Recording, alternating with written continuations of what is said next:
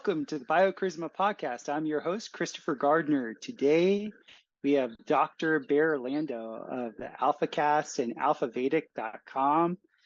Dr. Barre Lando, my goodness, this man is a tour de force of information. I asked him to come on the pod to talk about radiesthesia, which I'm not even going to try and define what radiesthesia is in this introduction, but it deals with radionics. And the better way of thinking of it, it's essentially how do we signal the etheric field that we're in? Radionics, radiesthesia, dowsing, all these types of modalities are ways in which you can tune into the more subtle aspects of the field that coalesces into what we call matter. So as you'll hear in the pod, it's all the, let's just say, the highest tuned healers in the world, all the people that really get what's happening. They have one or two toes at least in the waters of the ether, of the radionic ether that we are in. So please check us, listen to the whole thing, watch this particular podcast too, because I put up certain images during the pod that kind of encapsulate what we're talking about. And check out Barre's website, which is alfavedic.com. He's a man of the ages, a true Renaissance man. Like when I say he's an alchemist, like he's literally an alchemist. And he's somebody that is definitely steeped in the original 7 liberal arts, meaning he's gone through the grammar, the logic, the rhetoric. He's gone through number in space and time, and number in space and time over duration. This guy, he really gets it. So if you've ever watched the Alfacast, you know exactly what I'm talking about. So this is a very information dense podcast. And guys, check out everything that we're doing at topherhq.com. Get on our it's not, what is it? It's one of the grams. Get on the Telegram feed at Biocharisma. Get on the Instagram feed at Biocharisma.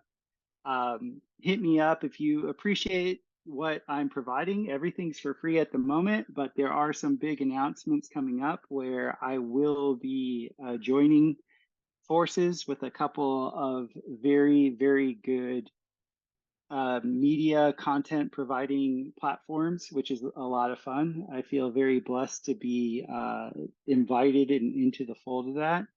So at the moment, my information is all out there. Oh, I'm on Apple now also. So if you like to listen to podcasts and have an Apple device, Apple Podcast, please rate Biocharisma Podcast.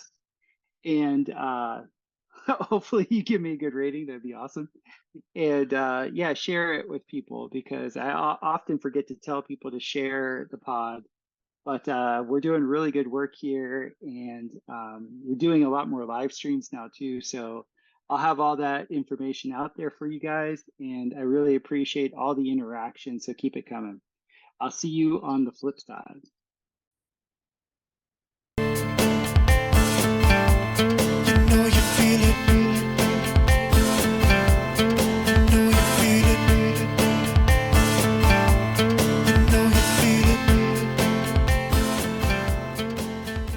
A big okay. Why are you conflicted? What's happening? Well, I'm on one hand, I wouldn't be dismayed at all if all the electronics in the world blew up, but at the same time, I love buying gadgets, so I've got all this stuff here, you know. Yes, but you know who's a bigger gadget fiend than me is my wife. She seriously? She has all these cleaning gadgets. She's now into steamers, so she's steaming everything, and I love it. That's hilarious. Yeah, getting rid of the chemicals and just using steam power. It's wonderful. So are you in Missouri now? Yeah. We have a farm in southern Missouri. We're still in the Ozarks. We're about a half an hour from Arkansas. So this area of the Ozarks, it's not quite as mountainous of where we were when we were in Arkansas. That was like in Arkansas, our farm was at 2,100 feet of elevation. Here, our farm is about 1,000 feet of elevation. Okay. Yeah. And you're So close to Matt and Marty and all those guys? Matt is an hour to the north. Marty is 5 minutes to the east. Oh, Chance, he's that close? yeah, like literally, I had to move to my neighborhood. And then Oh, well, give Chance, him and Jen a hug for me. I will. I will. I love those guys. Yeah, we actually helped him build his yurt. I think I was aware of that. Yeah. Yeah, his I little might have yurt. seen yeah, I saw it on a video that Marty took. That's right. I was on one of his Sunday deals and they showed it. Yeah. Yeah, that's a neat little spot that they got. And then we're just about to pop up 3 domes, two on my neighbor's property and one on my property. The one on my property I'm making into a sweat lodge because Oh, nice. we're right on a really nice lake and I need a sweat. Like I haven't had a good sweat. Like nobody does that here, so I'm going to kind of bring that, to the Yeah. forefront because that was something I would do at least twice a year in Costa Rica. Oh, yeah. And so yeah, the whole sweat ceremony for me is Oh, it's amazing. And then amazing. and our lake is spring fed, so we can just go from the sweat and just jump right into the lake, which is the way to do it. And it's not ice cold water like you guys have on your Smith River, but it is still it's Oh, in man. the I jumped in the river yesterday. It was like instant ice cream headache, but it oh feels so good. yeah, yeah. You talk about Yeah. reinvigoration. Yeah. Yeah, We have so we built a bathhouse outdoors, mhm, and it's on this ledge that overlooks the river, but then you see the whole mountain range, and mhm, the deck is open. So we got a clawfoot tub there that we just fill up with cold water or hot if you want to take a hot bath under the yes. stars, you know. And Ah, to the side, we have a sauna, a really nice little sauna. So you can go back and forth. Then there's an outdoor shower, and you just kind of sit in the tub and watch the view. It's ah, pretty stellar. Yeah. that's the life. That's the life. Where do you stand with like the infrared saunas? Are you a big proponent of those? I understand, you know, the theory that the infrared is like a physiological sweat, Hmm. and I don't know. I also know that, you know, just like super hot, my body just prefers it Hmm. versus the infrared that doesn't quite get as hot. And Right. then I'm even in the winter time when it's colder here, I go up and, you know, we have a gym upstairs and I close everything up and we have a fire down below so the heat rises. And then I hop on my Peloton for a half hour and just burn it. And yeah, I sweat every day. And then this Hmm. time of year, it's getting hot. So you're just out sweating, or if we do a sauna, Right. you know. So I don't worry about physiological sweat because I get it all the time. So I like to Yeah. really heat up. And I think there's good benefit from just getting super hot, you Yes. know, which is better? Who knows? I don't know. I just know what I like. Yeah, I've always been a proponent of the actual kinetic heat saunas because that's Yeah. what I've built. But I Yeah. wanted to know your scientific perspective with whether or not the infrareds were actually doing what they claim to do.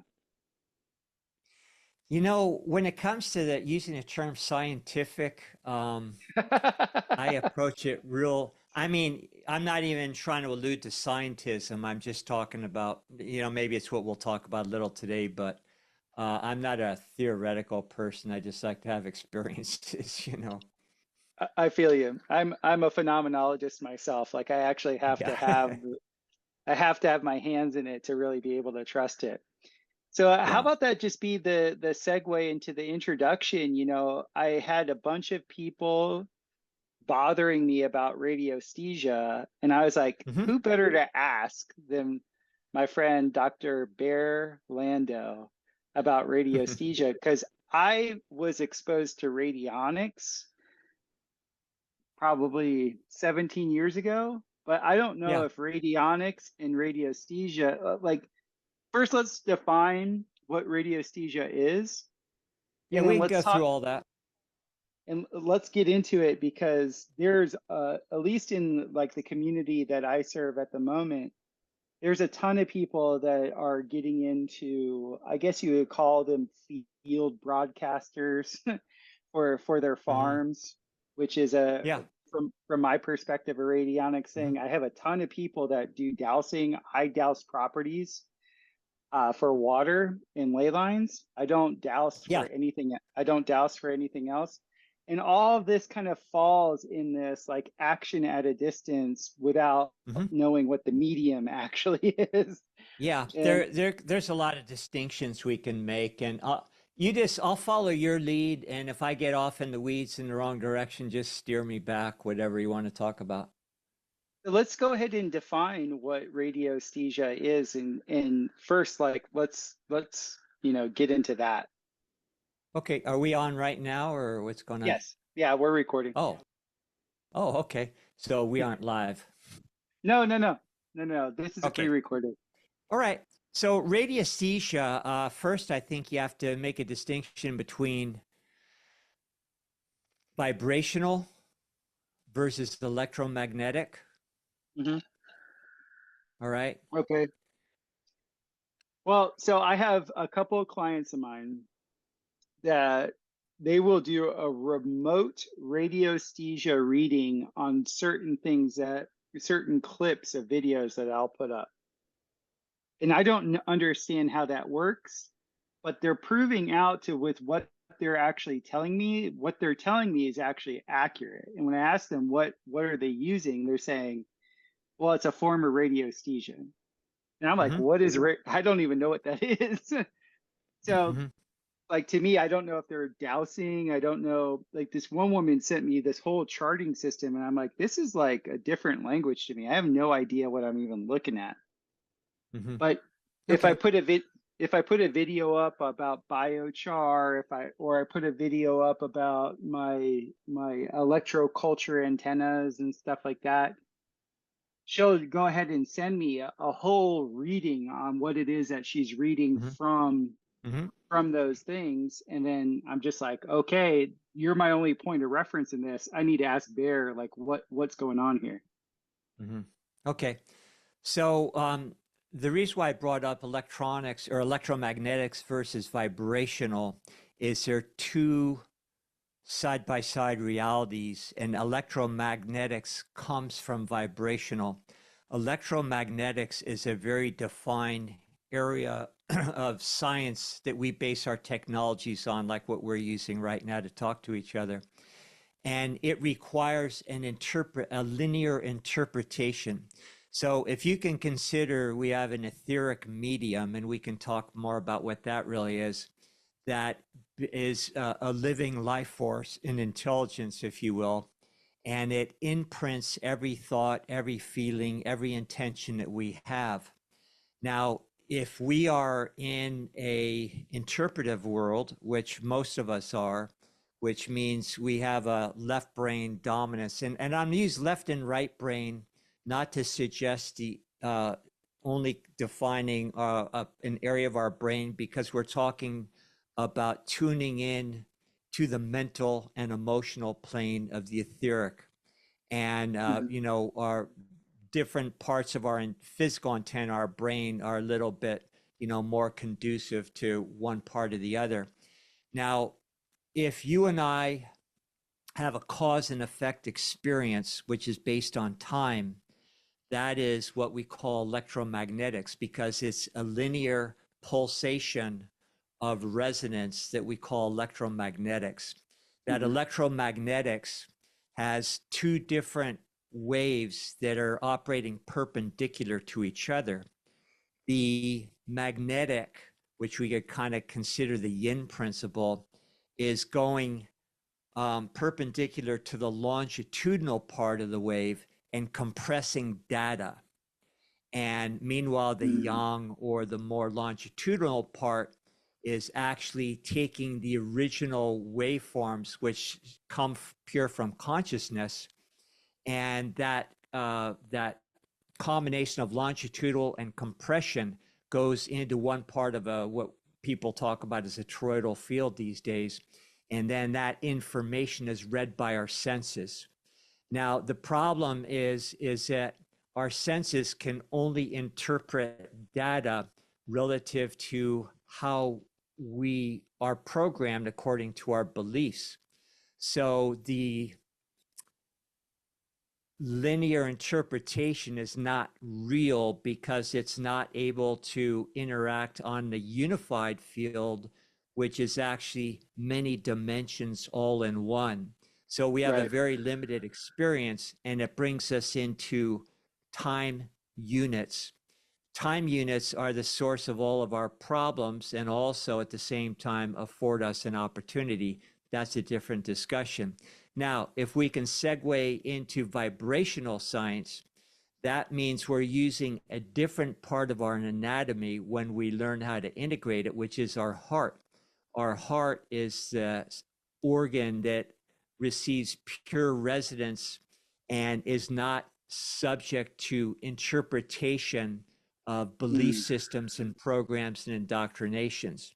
That's why what we're really trying to achieve when we are in the process of growing our awareness is a unification of being able to use our interpretive abilities through electromagnetics, but then at the same time receive pure resonance and then have the two work side by side, or not side by side, but as a unit where no separation is, perceptive.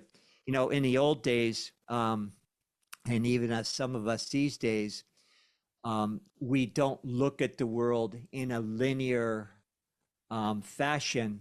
We instead understand it metaphorically.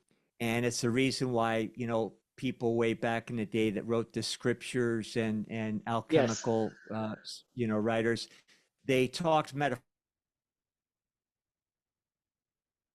as magnetic linear thought processes weren't real. They're just an interpretation. So incoming data is processed through those interpretations, and then it goes out in the opposite polarity and imprints on the ethers and then creates the exact reality that we think is real but really isn't. And so it's a kind of a self-fulfilling vicious circle if you don't get out of it sooner or later. Now, when we go into radiesthesia, and this is what I'm trying to get to, is it's more going into that other side of the vibrational sciences. But the problem is we still take those readings, no matter if we're using a dowsing stick, a pendulum, or so forth, and we interpret the feedback we're getting through those technologies according to our belief system. So the people that are maybe, checking in and giving you a complete analysis of a video or something, well, still has to go through their interpretive processes. Definitely. So take it with a grain of salt. And that's no slam on anybody. Now, let's go into radiesthesia, and stop me here so I don't just ramble forever. Are we good? No, everything that you said makes sense to me. I found in my practice of massage, it's about getting out of the mind and going into that intuitive heart energy. In fact, my meditation every morning when I'm with the horizon, when I'm watching the sunrise, like it almost feels like the heart and the horizon are one. And when when that happens, the intellect, the vibration of the voice that's talking, that's not there. There is no intellectual interpretation of anything. There is connection, and it's rare unless I'm in the moment with somebody where I understand the higher self is coming through and communicating, that the heart is open at the same time that the intellect is going. So exactly. I like the distinction of how you said that, when the heart is there, it's a different wavelength. Well, it's not just a different wavelength. You're operating on feeling. Yes. However, we don't want to confuse feeling with emotion. Exactly. Exactly. That's a great way. How about you, just before we hop onto the radiesthesia aspect, let's actually get a little bit more discerning with that. Because a lot Hmm. of people make that mistake between feeling and emotion. Hmm. So feeling is an awareness. Emotion, of course, is another interpretation because then we attach a story to the feeling. Hmm. Yes. And now it becomes a vicious circle again. Well, I Right. react in a certain way, feel a certain way because somebody did something, something happened to me, you know, that Hmm. sort of thing. So now you're brought back into a linear cause effect unit of time experience. Right. Feeling is open ended. Now, when you're working on people and you're just going into that space, if you're in nature, Hmm. nature doesn't work on time units or pulsations. We could get very specific and talk about how the unified force field, that sea of energy, the prana, Hmm. the the the BG3s, what we call it in biogeometry, that living intelligence, it does not work in that linear fashion of pulsations because pulsations are frames of a movie. Right. And if you get into the like the waveform mechanics of that and understand a toroidal that compresses data and then simultaneously disperses it, well, that gives us a single frame. But if we're in that thinking dependent part of our brain, then we're again cause and effect, and we are only seeing one frame at a time in a contrived sequence without seeing the spaces in between the frames. So Hmm. when you're in the multi-dimensional, you're not in those pulsation one unit at a time kind of reality. You are Right. now in cyclic phenomena. Nature works in cycles. When you got your hands on somebody, if I'm doing an osteopathic procedure, feeling an organ movement, I'm recognizing cycles. And when you are recognizing cycles instead of pulsations, now you're brought into a large, and now with patterns, Could you you start to appreciate. could you say that again? Because you Go you ahead. just you just cut out just a little bit. You said cycles, and then you whatever you said after cycles kind of disappeared. Okay. Tell me if I'm cutting out frequently because I can change my modem here. I just You remembered I'm on Starlink and sometimes it drops me. Okay, so when you're in cycles, then because you're not just frame by frame cause and effect pulsations in a unidirectional, you're now operating on recognition of patterns. Mhm. And patterns bring you into, again, the multidimensional phenomena that is not necessarily going into a frequency. That's why spending time in nature is so valuable. Yeah. And it also helps you understand that your experience that the brain is perceiving in that linear fashion is only a metaphor. So Mm. we really need to start thinking more in metaphors rather than taking things literally, because if you're taking your experience literally, you're really missing the boat on what's going on. So when you're Mhm. operating from the heart, which nature and some of the practices you're describing tend to bring out in us and help integrate that level of awareness, now you're transcending that linear thought pattern and going into a whole different experience that isn't based on, pre-mind made up kind of Mhm. interpretations. And that brings us to two levels of dowsing, or Let's two do it. levels of radiesthesia. So the first thing you have to understand in radiesthesia, whether you're using a pendulum, a Lecker antenna, um, biogeometry technologies, those aren't the technologies that you're using. The technology is you.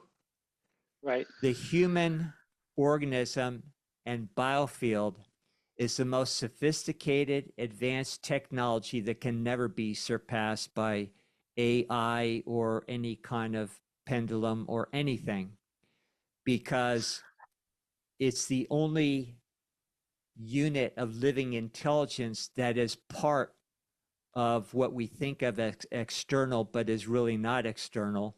It's one unified field. And we are constantly reacting to it, whether we know it or not. Right. Now, when you use a radiesthesia device, the radiesthesia device is not tuning into your video that I'm analyzing. It's tuning into me as a practitioner and my reaction to it. So That's what I doesn't it thought. make sense that, yeah, so doesn't it make sense that we should really learn how to use our own technology, which is the best thing going in the first place, rather externalizing it into some other kind of device and thinking that that's giving us a reading. Now, a lot of radiesthesia practitioners really don't understand that. And isn't Mhm. it also interesting that science, as we've been taught in school, is all about objectivity and taking the subjectivity out of it, which is like pretending you're not in the room while you're doing an experience, an experiment in double blind, which is physically impossible, electromagnetically impossible, vibrationally impossible. And real science is recognizing that we are the creative unit. We are the only one that can know. And so science has to go back to a place where we deliberately bring ourselves not just a little bit, but full on into the equation, because Mhm. we're the only thing there is. You'll We're an you'll get a individualization of all that is. you'll get such a kick out of this. We used to install these orgone accumulator devices into cars to help them get better gas Mm-hmm. mileage. And we had a successful installation in this one particular car. And so we were taking the owner of the car out on a test drive, and she had her Mm-hmm. boyfriend at the time. And so we were showing them on the scan gauge how much better the fuel mileage was and all this stuff, and everybody's happy. The inventor of the device and myself, we were sitting in the front, and her and her boyfriend start fighting in the back of the car. And as they're intensifying behind us, the inventor of the device, he's pointing to the scan gauge and he gives me the eyes. And I look at it and the mileage is going down. We've all been around people that like love their cars and their car does all these great things for them. But like you put somebody else in that car and it doesn't work right, you know? I know I'm talking kind of animistically here, but there is something to our being as the progenitor of consciousness, as the progenitor of our experience. And there are device after device after device that will work for the inventor but won't work for anyone else because the other person is being a skeptic or being quote unquote objective, but they don't understand in their field they're not objective at all, because it's literally impossible for a human to be objective. In fact, I tell my clients, you're actually here to be subjective. God wants you to be subjective, because the more subjective you are and unique in your experience, the more you're giving him a different vantage point. Like you're literally giving a complete and utter, like, unique perspective on the world. What's the point of having billions of individualizations if you made all those individualizations the same? It's an impossibility. I show people in their astrology, I'm like, this is, you could look at this as like the focal lens of God as you were created, and there's none of them are ever the same. Like, you've worked with thousands of people, no one's the same. No one's supposed to be the same, and no one is the same. Just flat out. Yeah. That's why I have a hard time. I never had a difficult time when I was practicing because I had my way of accounting for that individuality. And now I'm out on the airwaves reluctantly talking to people, even entertaining questions in our private forum and our membership forum at Alfa Hmm. Vedic. And you get a lot of questions like, what do I do for this? What's Hmm. causing that? And my answer is always, it depends. Yeah, it does depend. Yeah, because Yeah. So yeah, there, mhm. you just brought In up the this. world of, yeah, go ahead. We have this slight delay. I'm sorry about that. You brought up That's because me. there is this point where you have, it's not only that you're subjective, you can never step in the same stream twice, ever. Thank you. Right. You so like you have to be specific. Like I'm always telling my clients, I need more information. Like you Yeah. you gotta fill me in. Like you can't generalize with this because it's time, place, location, um, like days leading up, days after. Like there's so much information that needs to come into it to give even a semblance of accuracy. Because that moment that you're wanting me to refer to, you, by the way, you're never going to step into that moment ever again. Hmm. Yeah. That's a good point you make, and you can apply it to healthcare. People, I hear quite often say, "Well, that chiropractic adjustment, that remedy I used to take that works unbelievable, it doesn't seem to work anymore." It's like, well, you're a different person now. Yeah. Yeah, you need a different experience. Spirit is demanding that you grow your awareness Hmm. again, and it might take different experience. So, radiesthesia, if you want to get back to that, now we have Yes. to really look at two types. And just so your audience knows, I first began radiesthesia in the later 70s. Okay. And I studied individuals from the old radiesthesia school of France in particular, because they really pioneered a lot of radiesthesia. And they used, different kinds of instruments, pendulums, and things, which I became, kind of familiar with and comfortable with. Uh, Not always from the start understanding, what I understand now. It's just taken a lot of practice to get there. Hmm. And sure enough, you learn that you get readings and things. And again, what you're tuning into is yourself and your reaction to what's going on around you. So if I'm with a client, now with clients, I was very neurologically based and I really tried to be as grounded as possible. And I just didn't use pendulums and things, but I would kind of, mix in different ways as well. Now, with a pendulum, what you're really tuning into again is the vibrational fields, the prana, all those imprints in the ethers that we might be interested in. For instance, what's going on at your farm, what's going on with this person's body, and so forth. Um, I went through different incarnations of radiesthesia instruments and experiences, and did some left brain learning as well as practice. What I gravitated to next was an instrument. Oh, just happen to have one here, developed by an Austrian physicist who developed this. So you have a dual impedance antenna. You use it like a dowsing rod. Uh, But now what you're able to do is there's 18 different increments with subplanes in each increment. Coincidentally, the 18 divisions coincide with what Walter Russell taught in waveform mechanics, that every wave has 18 dimensions.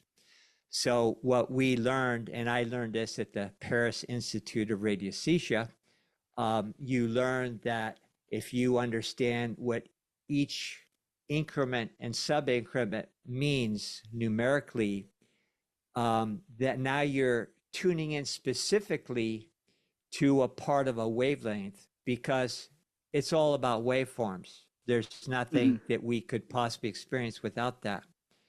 So here's where it gets different. My old radiesthesia practices, and most dowsers included, are asking questions with a non-specific instrument. Mm. And so now you're bringing more of your linear and to the mix, preconceived notions, which are going to, depending on how tapped in you are, it's going to maybe skew what you think you're finding. Whereas if you have an instrument that can literally define, now if you turn this like this, and back in the old days when you had old-fashioned radios in your car, and you turn the dial, it's a dual impedance antenna. And when you turn the dial, it'll go, okay, now you're on KFRC. Now you're on, the classical station and so forth. And this simple little thing would allow the radio to bring in waveforms from an antenna in Austin, Texas, so that you could listen to country music. Mm-hmm. So this is real. Yes. The only thing is now we're combining that kind of specificity and technology with a dowser.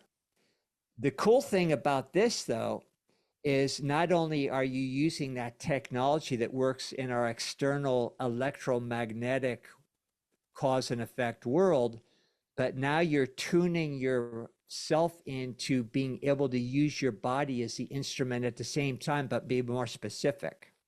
Mm-hmm. Does that make sense so far? It makes complete sense.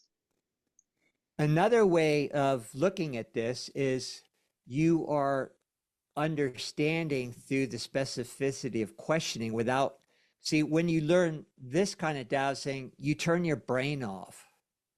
You aren't saying, okay, is there water here? Is there water there? Is this a good place to put a building? Is there a ley line here? No, you learn how to shut the brain off and resonate with your real brain and have it interact with the specificity that this can afford you. At the same time, you have to understand that wherever this instrument is set, and we can demonstrate this more with biogeometry in a minute, you're tuning into archetypes. You hear of archetypes. People use that terminology a lot. Well, an archetype is geometry. Yes. So we think of archetypes metaphorically, and it's fun to do that. It gives us a certain level of understanding. But archetypes are a geometry, and with this antenna, depending on the setting, I'm going into a certain geometry within a waveform and reading that. And then from that geometry, I can extrapolate that holographically to many levels of reality. That's where we get into pattern recognition. So if the way I still use this, I favor biogeometry overall. We can talk more about that, which is a more advanced form of radiesthesia, I believe, than old-fashioned dowsing. And trust me, I'm not putting down dowsers. And there's people out there that are extremely sensitive and telling you real stuff. No denying it. However, this, I believe, allows you to develop your awareness in more precise ways and give you feedback, which is going to really organically or authentically grow your awareness rather than becoming a self-authenticating because you just keep repeating the same interpretations. And you're not using your interpretations to ask questions. You're literally, again, turning that sequential cause and effect interpretation off. Of course, it's always going to be thinking, but the more you practice, the more you just settle into your feeling automatically, and the better this works. So you're tuning in with an instrument and at the same time developing your own ability to have feedback directly. In fact, you do it long enough, you can throw this stuff away. So this is really cool that you bring it up that way, because I don't think I got into dowsing until I had been a massage therapist for, I think at that point, 15 years. And part of my training in body work was actually letting go of the intellect and being too linear. It's like, if this, then that, if this, then that, if this, then that, and actually being hyper intuitive with people.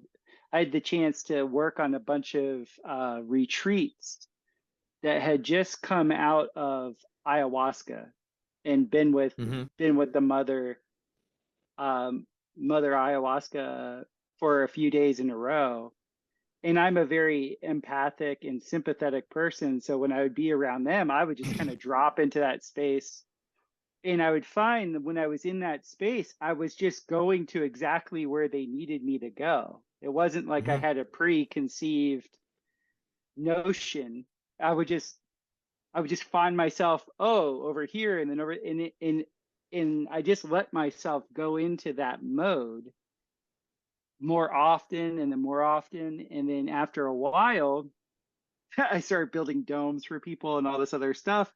And my first dowsing instructor, he's like, "You're the most natural dowser I've ever seen," because I would just drop into that space where I would set the intention, okay, property, land, please just let me know where there's water.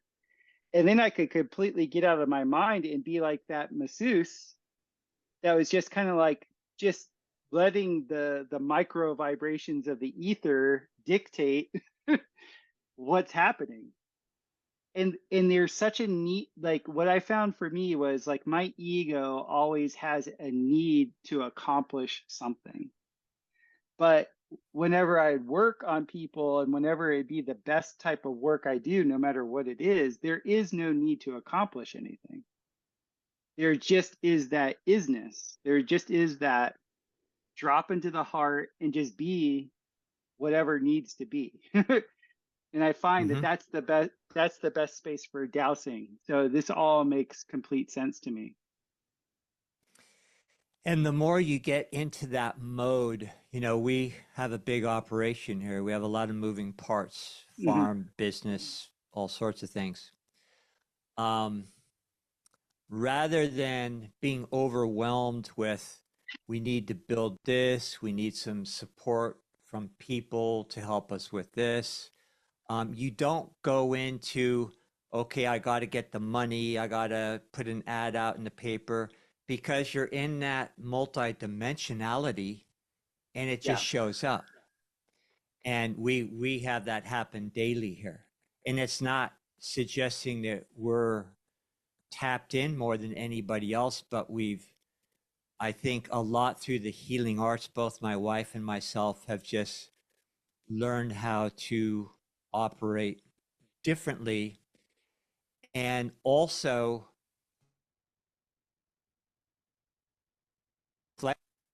our interpretation of our biological unit is still a fabrication. It's a concept. Right. And it is animated and projected by our real self, which is an electronic unit of intelligence and individualization. And the best way to interpret that individualization is I am. Now, I am, if you can get rid of what people think about that as far as spirituality or a religious concept, whatever you think of it, it is understanding that our unit here, our avatar that's in the game on the game board, doesn't do a thing. I can't have a thought in order to carry on this conversation that doesn't come from that intelligence.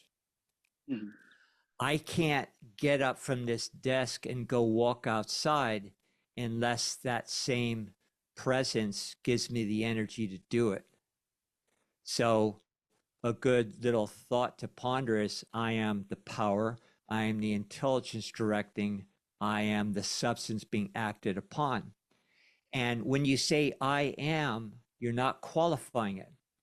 When you say I am a doctor, I am a electrician, now you are qualifying energy back into that linear cause and effect interpretation.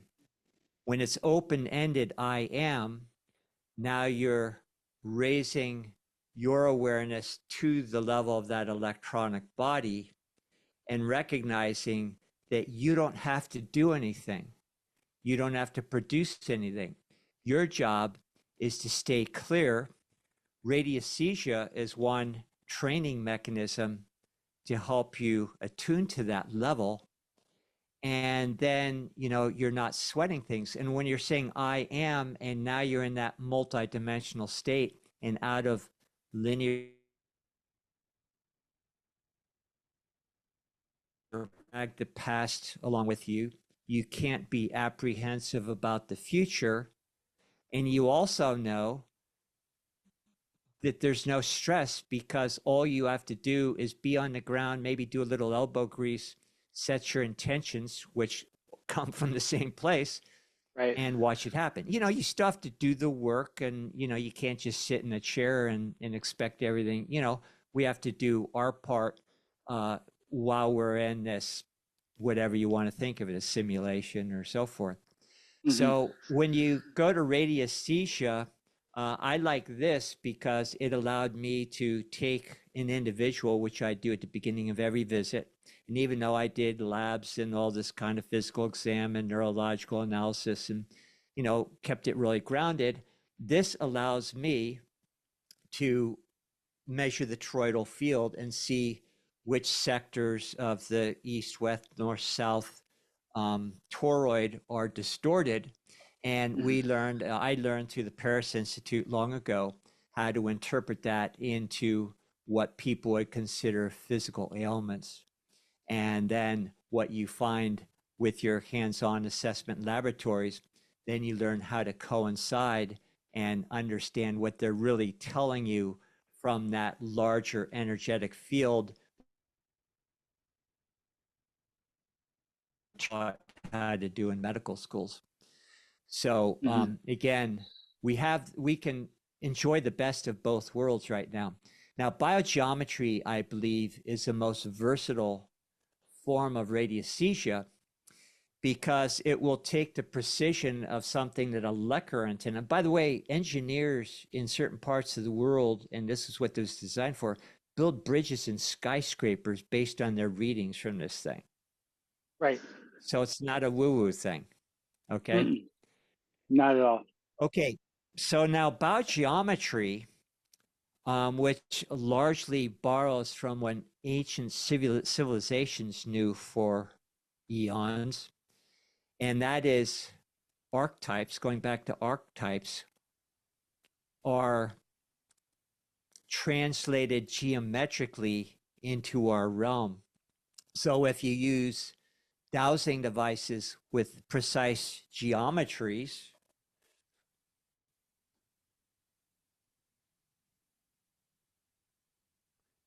by the way, I want to ask you more about your domes that you're building. Remind me.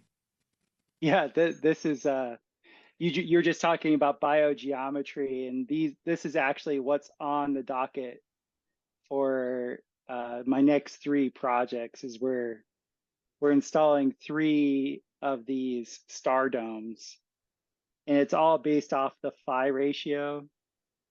The actual, if you were, so you could see the phi action.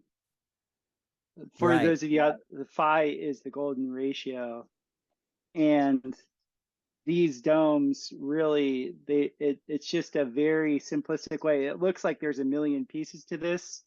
There's only 15 equal length bows that make this geometry. And so Wow. when we freeze that in aircrete, You essentially have like the way bridges work. Bridges, they'll usually take steel and put it under tension. They'll put it on an arch form because Exactly. the arch will have tension in it.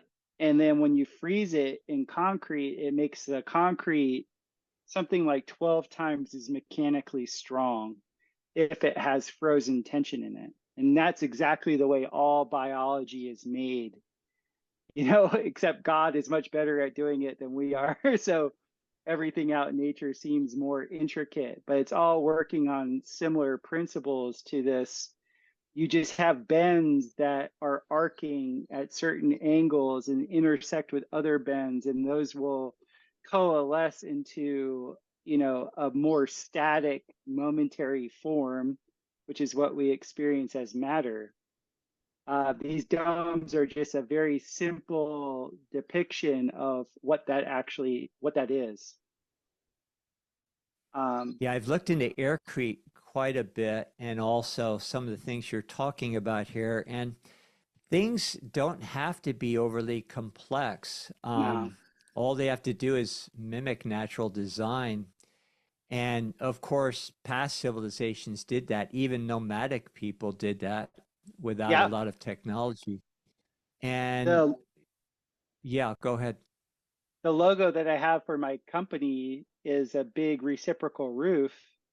And I actually got the reciprocal roofs from an old Native American. I'll actually show it to you so you can see it. Um, it's essentially a teepee that is squatted. So this is a reciprocal roof. So it's a spiral roof, Right. and it's just squatted. So I put these over all of my domes.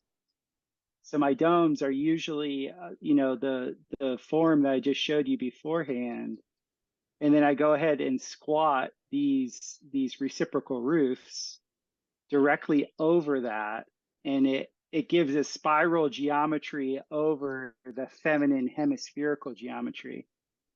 And so when you talk biogeometry, I'm just like ecstatic because that's really my bag. It looks That's all like I you've built. got 12 spokes there. Yeah, for this particular design, this was a smaller building. Normally for the larger domes, I'll do 24 main struts. Hmm. Um, but I always have some derivative of 12 when it comes to the main struts to the roof. I'm trying to Hmm. find this. I think you'll appreciate this design. These are all just from top down. On my Instagram page, I have a ton. Oops, what did I just do? I'm still kind of a novice at all this stuff. Hold on, let me see this.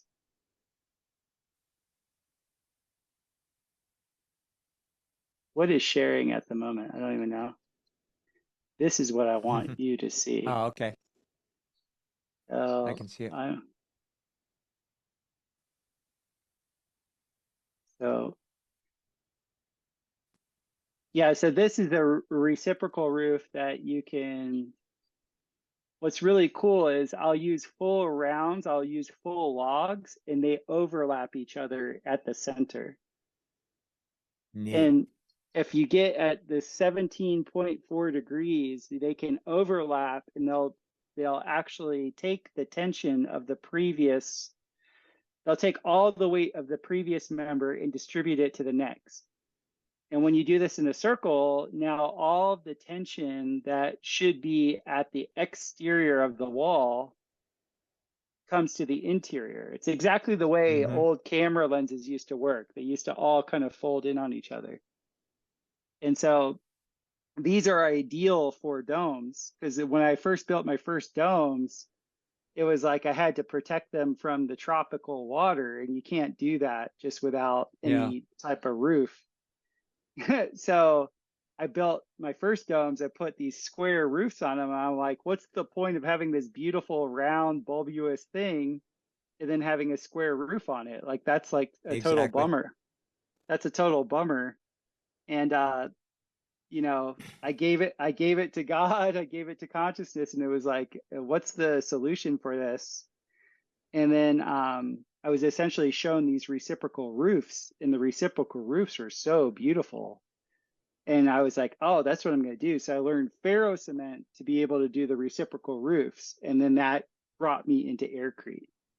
But I'm using all of the biogeometry, like everything's based off phi, everything is a spiral or a curve that is compressing into another Right. curve to Right. redistribute the weight. Which is a waveform. Exactly. Exactly. And a waveform, here's another thing. When you're in linear time consciousness, we have the illusion of movement. There is Right. no movement. Right. Because in reality, it's a wave that's pulsing, and the next pulsation is not moving unless we interpret it that way. So it's an in-place pulsation, again, creating a time frame, a frame of a movie at the same time. And if we, okay, yeah, that would be more, yeah, that's electromagnetics, where you have, electromagnetics, meaning two forces going perpendicular to each other, one Right. creating compression radiation and the other creating the longitudinal appearance of movement. Right. What you were just talking about was more vibrational, correct? I don't have a Yeah, gift for the vibrational one. no worries. So going into, again, biogeometry, now you're using specific biogeometry that's been used for who knows how long. And each geometrical shape, again, represents an archetype, which will reproduce as well as give feedback to waveform phenomena that are created by our individual and collective consciousness. Mm-hmm. So different shapes, here's just a couple. There's, I don't know if you can see them, but there's disc in different numbers and different configurations, half domes. You'll notice on a lot of old structures, cathedrals and ancient buildings, they'll have these half domes on the top. And, Yes. there's reasons for that. Dr. Karim, who's the father of biogeometry, a brilliantly tapped in man, he has developed programs that are taught in graduate level engineering in Egypt, and their universities are far exceed, the stuff that we're taught over here. So it's considered an advanced form of science and vibrational science. And vibrational, meaning unlike Western science, they do not deny the existence of an ether, because they understand very logically that in order to transfer resonance, there has to be a transferring medium, a conduit, a transmitting utility. Just like a wave in an ocean, of course, has to have a medium in order to conduct that pressure wave, Mm-hmm. which is another type of wave that's different than electromagnetics. And that gets into, we can talk about scalar waves, we can talk about electromagnetics, we can talk about pure vibrational. And so those can all be understood, but not in a theoretical sense, like if you get into concept of scalar energy, or it's really kind of a misnomer. It's really theoretical, but it can be understood as far as what they're trying to get at. So Dr. Karim also, because of his stature and his family lineage, his father is very famous, and he's just known as the son of so and so, Mm-hmm. but he's carrying on the lineage brilliantly. but because of that, he has been allowed access into chambers and the pyramids and things that nobody else has access to. And he was able to not only test, but to reproduce that technology into his science of biogeometry. Now, here's the cool thing. You know, we're all concerned these days about interfering fields, electrosmog, which is what a scalar wave is. A scalar wave, you can think of it as two waves of the same frequency, but overlapping so that Slightly one peak, slightly off. one peak is in the middle of another one. So they kind of cancel each other out and they create this electrosmog. There's also people that believe that scalar can be used for healing. I have my own theories about that as far as how different healing tools that claim that they're working on a scalar level. I believe I understand how that works without even having to think that you're using scalar waves. Different story. But with biogeometry, what you're doing is reproducing those archetypes through geometry and being able to specify your testing in a way like the Leckeran tenant, but with more versatility because we have many instruments and many technologies to interface with those instruments that allow us to broadcast and also to receive information from afar. You can do it with imagery and videos and things if you're adept, but there's other ways where, for instance, if I'm watching your video with biogeometry, I can go on the different levels of etheric strata, and the etheric medium has different strata that the old alchemists recognized in more of a simplistic way that had to do with, you know, what we can consider in Western sciences, hydrogen, nitrogen, oxygen, and carbon, but they talked about fire, air, water, and earth. But each of those create an effect. So if you have an electrical vector created by consciousness and it's going through that strata, it's gonna start with electricity. It's gonna have coagulation. It's gonna go through fermentation, and it's gonna, you know, at the extreme south pole, it's gonna precipitate into what we think of as matter. I duplicate that process with laboratory, you know, things when I'm making plant medicine and so forth. So it has practical value, but there's ways where you can demonstrate those levels of the etheric strata or medium and how they work and how each level does a certain thing in order to precipitate matter. And geometry does the same thing. And with biogeometry, we can tune into not only those different planes of the etheric strata, but many subplanes in between. So now if I'm analyzing your farm, what I'm going to do is look at, okay, maybe some kind of effect that you're interested in, like maybe where you want to put something or you know, maybe something's not growing the way you want it. We can tune in there, but we can tell you the level of the strata and also the subplane within, and then give you very exact information about what's going on, but then more importantly, isolate that particular subplane and send broadcast the remedy through to that subplane rather than just having a general effect.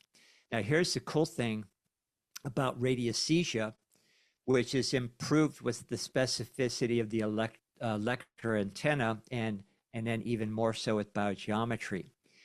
You're talking about that car where you bring orgone in. Well, orgone, you know, gathers energy that's innately present in the atmosphere, the life force. So you have an inanimate object, or maybe even more so, one that has electromagnetic smog, and you want it to be a healthier environment. So rather than just wearing something, you know, which there's a lot of devices out there that are going to shield you, which has limited value, but some value depending on the technology. Some are better than others. Now you actually bring life force into that dead zone, because synthetic creations, and especially ones that produce electromagnetic smog, your Wi-Fi and so forth, they create dead zones.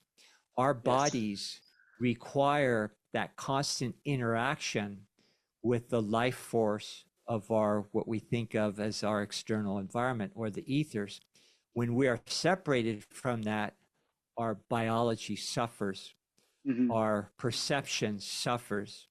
So with biogeometry, you can reproduce that life force, which some people call the golden mean ratio. You know, also you can mathematically talk about it. You can talk about it in many ways, but it's 3 different color spectrums, which is a horizontal waveform in the green range. And when I talk about colors, don't think about them as colors as we know them, because their resonance and is different. Ultraviolet, violet, ultraviolet in a higher harmonic, and also the higher harmonic of the ultra infrared, but the higher harmonics of them. And those 3 in different proportions create everything in the natural order. So if you have that energy, you have an abundance of life force. Now with the radiesthesia devices that are more sophisticated, you can bring that life force into inanimate objects, and your car will run better, you know? Yeah, because our device is centered around bringing. Oh, you kind of dropped out there. Yeah, I saw that. So the device that we use, I wish I had one here. I'll send you a picture of my electroculture antenna. On the top of it, I have one of these devices. It's essentially a sphere within a sphere within a sphere within a sphere that's filled with charged water. And we resonate the cathode to the anode. We get them in resonance. And then the water itself is being used as the living medium to actually. I have my theories on what orgone is. I think what orgone is it's a field dynamic where the protium, the light hydrogen, is activated within the field. So whether you're a physical, whether you're a biological entity or a synthetic entity, when you have more protium, as Schauberger would say, there's more quality. The quality of everything improves. You know, he called it qualigens. You know, I really like that term. I'm giving a shout out to Schauberger for calling it qualigens. But whatever this orgone is, I can't test it, but like when you make that field happen, number one, like we started off with, my attention goes from the intellect into the heart. Like I feel trust. I feel trust. Like trust is there. Gratitude is there.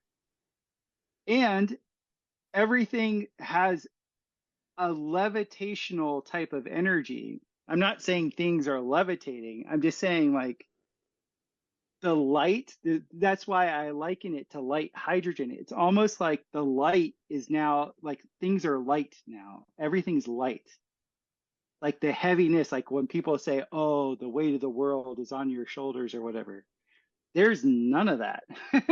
And it even does that for mechanical devices. It just makes the device, whatever its function is, it makes it perform its function better.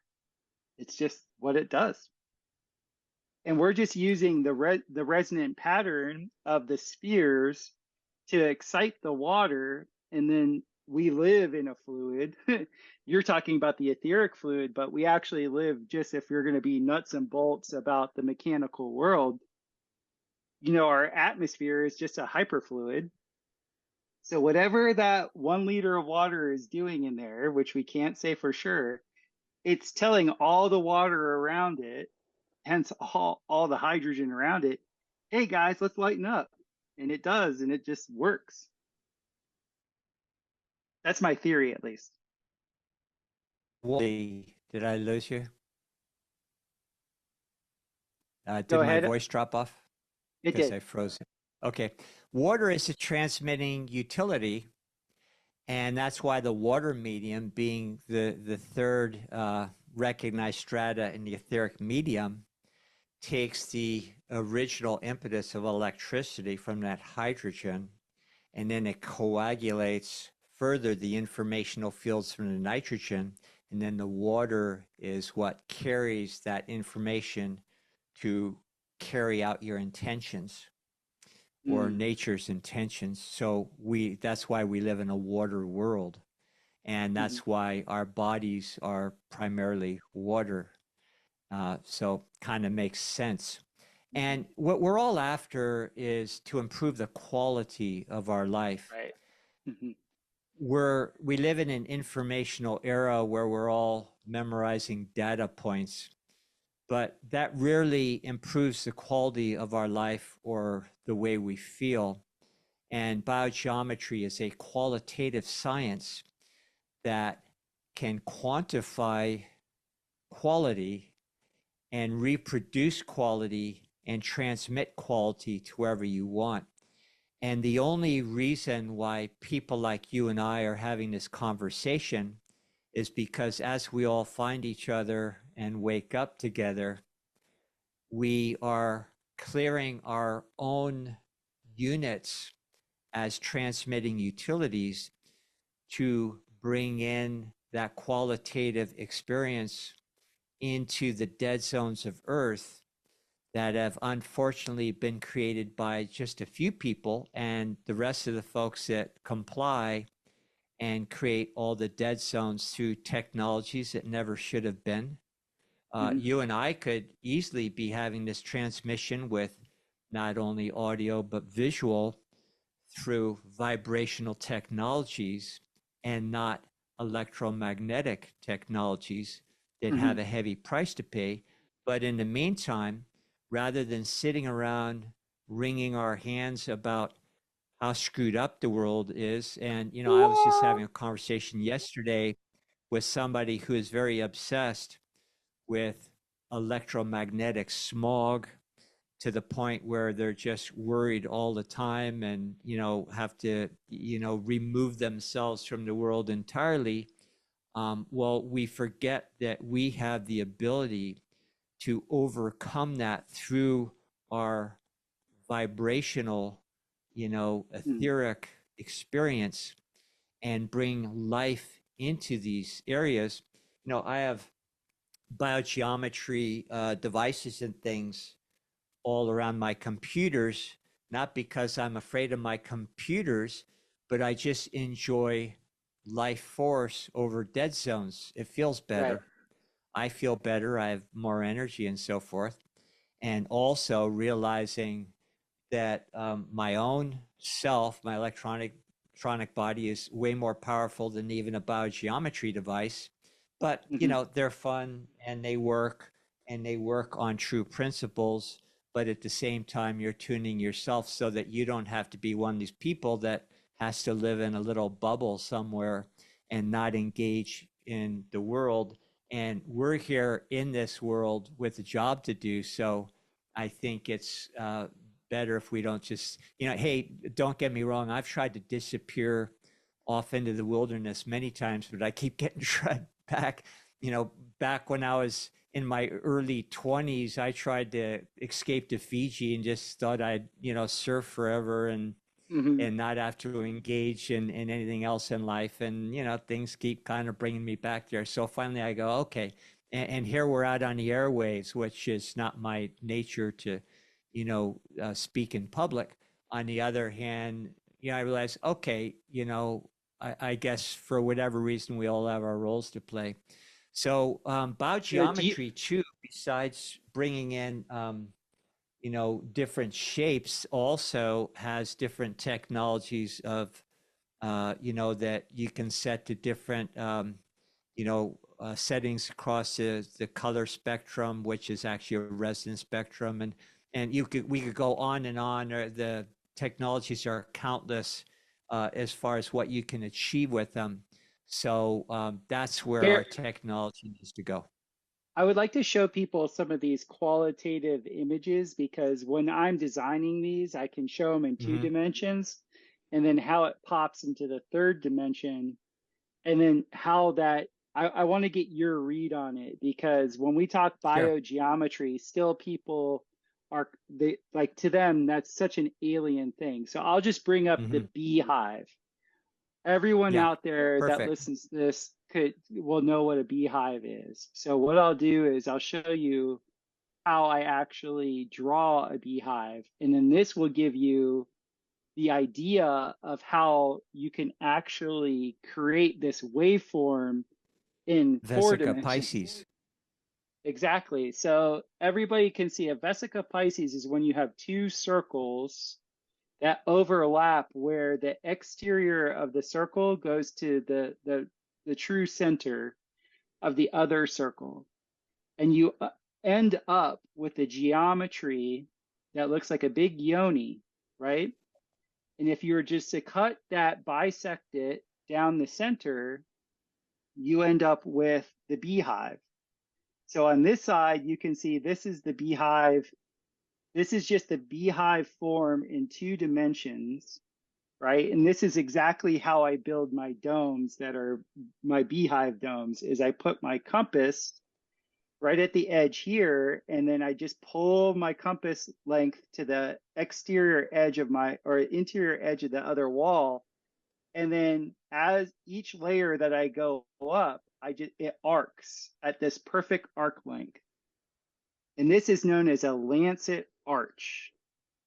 So this lancet arch is in two dimensions. We've seen it in all the cathedrals. It's the most classical arch form that there is. This is how you could distribute untold amount of weight that's going down. You can support it without any secondary columns or anything like that. It's just an extremely strong shape. I always tell people that they need to have their Jodie Foster moment in Contact, where Yeah. the alien consciousness tells her, "You've only been looking at this in two dimensions. If you were this higher consciousness, wouldn't you look at it in three dimensions?" So you take that same arc form and now you spin it on its axis, and guess what? Now you have your beehive. So you'll love this because you're all about quality and experience with this stuff where you get out of the theoretical. My first domes were all these beehive domes. And this you jogged my memory when you were saying the radiosthesia, where you had the radiosthesia, you have all the different types of pendants, and some of them have like a half hemisphere, some of them have like more of a like a beehive shape or a cone or whatever. Guys, this all makes complete sense because this energy right here embeds the hexagon. The beehive is the hexagonal energy. It's the worker bee energy. It's the drone male energy of like, gotta get her done, gotta get her done. So when I would build these domes for people, the type of personality that was drawn to that was like the uber male. And then I started building these domes, and you're gonna love this, Bear. I started building these domes, and who was attracted to these? Women, because you'll see all over the world what is the type of antenna that they use to receive. It's a hemisphere. It's literally half of a golf ball. It looks like a half of a golf ball, all like what the Navy uses for these hypersensitive devices that are for receiving wavelengths from far away. They're half of a sphere, so that's a hemisphere. So you know what I did is I took the very first dome that I built for myself was one of these guys, and I put when I was learning how to build the star domes, I put a hemispherical star dome over a lancet arch dome. It wasn't more than a week after I did that that I had a ceremony in that dome, and the shaman was like, "This is the most balanced space we've ever done a work in." And it was because the male was within the female. The male energy of that first dome of the beehive was actually inside of the hemispherical female energy, and that beget a child that literally beget this third energy that was this neutral, alive energy. And that's where I did all my body work for about 7 years. So Brilliant. these shapes actually do have an energetic. They're the way you could do it is you could reverse engineer it. Like if you took a shape, any shape, and you were just to like make it monochrome, which you see like a lot of logos do, and you take that shape and then you take the geometries of what that shape is just as that, you can work your way back and understand what energy is working through it. And like a lot of people don't understand that a beehive is the Vesica Pisces spinning.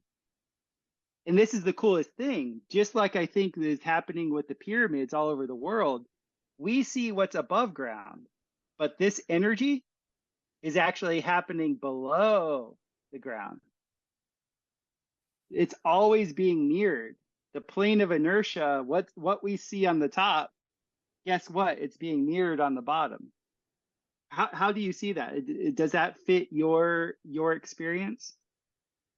Absolutely. And, it creates an energetic effect underneath the structure, but there's many excavations that have been done to show that they actually constructed below the ground the second half of the building. Yes. And yeah, so energetically and structurally, depending, but either way, you're creating that energetic. I spent a while living in a round structure, and all I can say is it changes your perception entirely. It does. Let me ask you, are Building. you doing your own aircrete as well? Yeah. Yeah, we do all the aircrete. I do all the ferro cement and aircrete.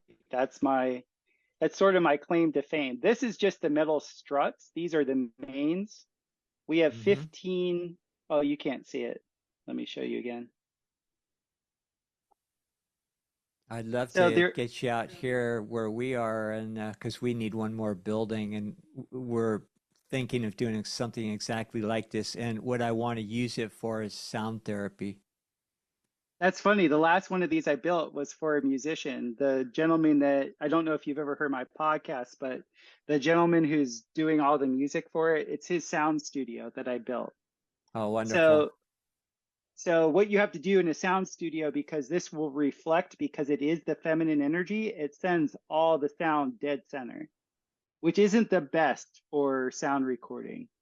What we had to do was we had to build soji walls that were collapsible within the actual dome that took up about 1/3 of the space of the dome, where he records in this space with the soji walls in. So the reflection, he's not getting too much reflection of the sound back in. But the dome in and of itself is an incredibly, when you build these, when you take these 15 struts and you lay them over each other and pin them, I tell people all the time, if you want your IQ to go up, build yourself a dome. Because there's one thing doing geodesic, which is like a Buckminster buckyball, where you have, all these triangles and everything's pre-cut. And I love that stuff. I think that's so cool. But what brought me to the Japanese Star Dome was that this mathematician figured out the story behind it was that he was a mathematician looking at mandalas.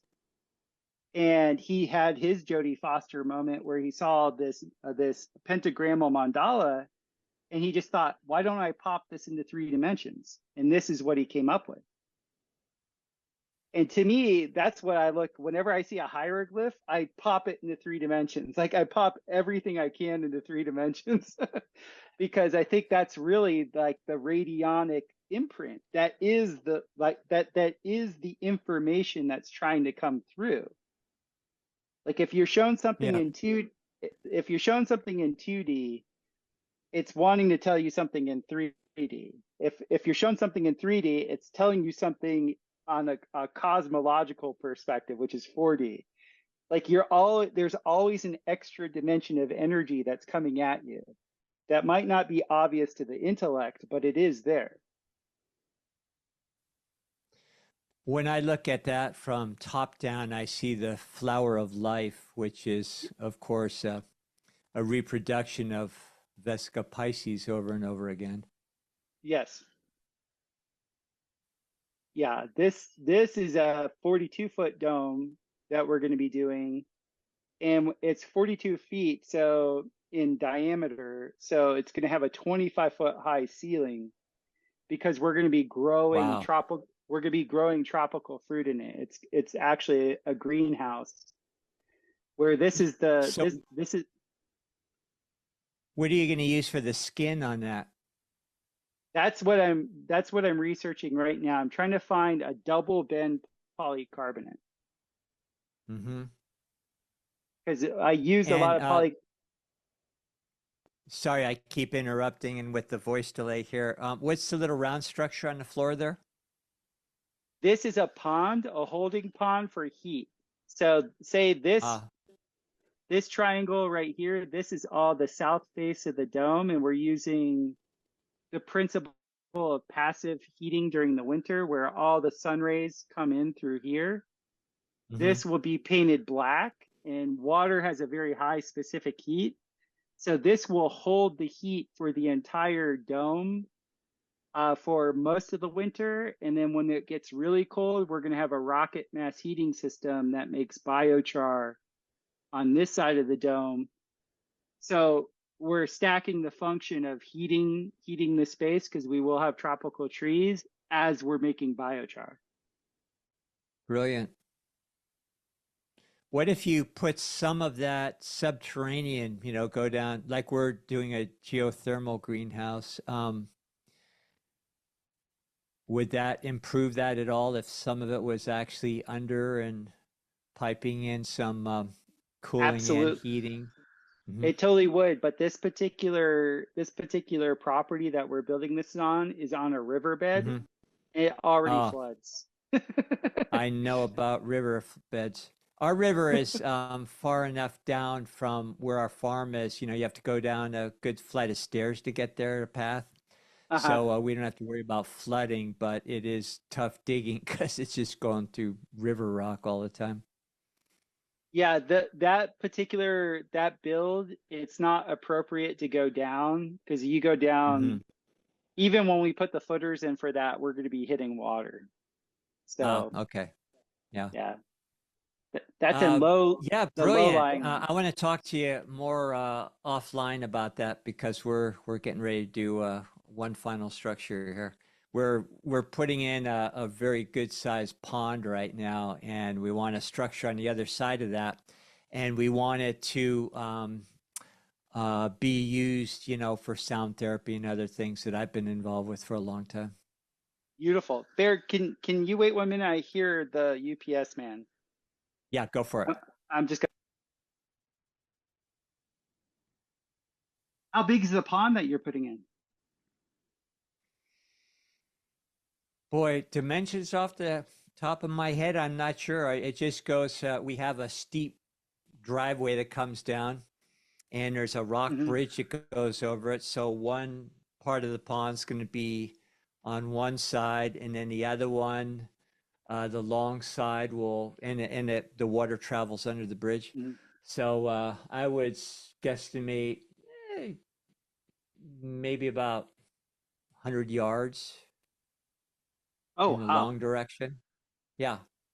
That's a lot of And water. we're building that because, well, just, you know, we have the river right there, which is the best river in the whole world as far as we're concerned, swimming holes and fishing and everything. Mm-hmm.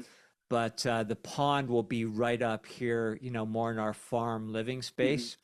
And we're also going to use it for aquaculture because a lot of the herbs I use, and things that I make come from water, just horsetail, things like that, cat tail. And, so we'll be harvesting a lot from there. Oh, that's so wonderful. Yeah, I Hmm. can't wait to get my ponds on this farm up to snuff. They don't really have any movement in them at the moment Hmm. because they're higher on the property, but I've invested in some solar water pumps. So they're Hmm. very low voltage water pumps just to get some Yeah. movement. So they're not stagnated. And I'm just gonna have the pump water through just like a little heart-shaped flow form just to add a little bit enlivened water back into the system and get the system at least pulsating and moving. So Yeah, that's something that you can get substantial water pumps that will circulate. Our last farm, and we'll do this a couple of these here. You know, we had exactly what you're describing, solar pumps, and it keeps things mhm, moving pretty good. And we had a in our last pond, we had a pier, and the pump was underneath there, and we had thriving with plants and fish, and it was great. Here, we have a drier season, but it still rains periodically. And mhm. then in the wintertime, the only problem you might have is you better have a spillway because, we get more rain here than the Amazon rainforest. It's crazy. We'll get upwards towards 200 inches a year. So it's Yeah. no problem keeping it filled and circulating. But yeah, Yeah, just that water element where you live is wonderful. Do you have pond liners or you just have a no. clay soil? Hmm. No, we have clay, and unlike what I was used to in the tropics, Hmm. we used to do aquaponics in the tropics, but we had so much flow through because, like you, we had well over Yeah. 200 inches of rain a year. So the flow dynamics were never a problem in the ponds. It was just lining them because sometimes the water would go through so rapidly it would take out your liner, you know? And Yeah. so and so what we would do is I read this book called Food for 40 Generations when I first moved Hmm. there, and everything was essentially aquaponics based. And so I got into this practice of mucking out my waterways and using that as my soil along with nightshade Hmm. soil and Hmm. biochar, and could grow anything. Yeah. Here, there's an anaerobic bacteria that settled in a lot of these ponds where Hmm. if I was to muck my pond and put that out and try and plant it, nothing would grow. Hmm. And so what at because at first I was like, oh great, I have an endless supply of soil because Hmm. my pond is a nice sized pond and it's like, God, there's all this overgrowth. There's so much biological material in there. And the people are like, yeah, don't use that soil. If you do, it's going to kill everything. And I was like, huh, Ah, that's so different than what I'm used to. And it's because it's interesting. stagnant. It's a stagnant. Yeah. So how do you like the adjustment moving from the tropics to the Ozarks? For me, I love it because this will sound funny, but I my body doesn't like the tropics. Hmm. Like I I am a very pitta kappa person. Like that means I have a lot of Yeah. fire. I mean, I'm not Yeah. describing this to you. I'm describing it to the people listening. The main constitution in my body is fire with a little bit of earth mixed in. So when I'm in very humid environments, I'm just like constantly feeling oppressed because all the water that's around me, it makes me go into a hole. And so Hmm. growing up in South Florida, like I used to think South Florida was humid. Nothing holds a candlestick to the cloud forest of Costa Rica. I mean, I lived in the wet. And then when I played Yeah. football, I was up in Michigan, and Oh yeah, it's horrible. the city that I was in was the second cloudiest city in the country, and that was horrible. And so I've been for so long in these like cloudy, wet Hmm. environments that Missouri to me is a godsend. I'm just like, And it's oh, not humid in summer there, huh? it's like 50% humidity. Everybody's like, oh, that's so humid. I'm like, ah, like we had Yeah. 99% humidity for like Hmm. 10 and a half months out of the year in Costa Rica. So to I get think 50, the I think the ideal climate is for me was Hawaii because you yeah. have enough humidity to soften. We raised our family there. We're there for years and years, Mhm. and probably go back. but yeah, it's just perfect. It's a nice balance. When I go to the East Coast, I hate it back there. It's just the sky's never blue. Right. It's just kind of sticky. Yeah, Right. Yeah, I I'm loved a Hawaii. PETA as well. I loved Hawaii also, and I love the desert too. Like my body, you put me in a desert or a very Mm. high and dry environment.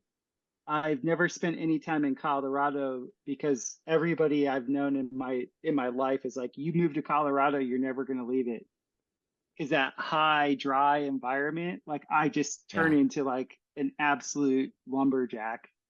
So My here football for days were in the Rockies, so yeah, it got warm, but yeah, it was doable. right. Yeah. So for here is really nice because my wife, we're far enough south where my wife can handle it. She's a mermaid. She's a Florida girl.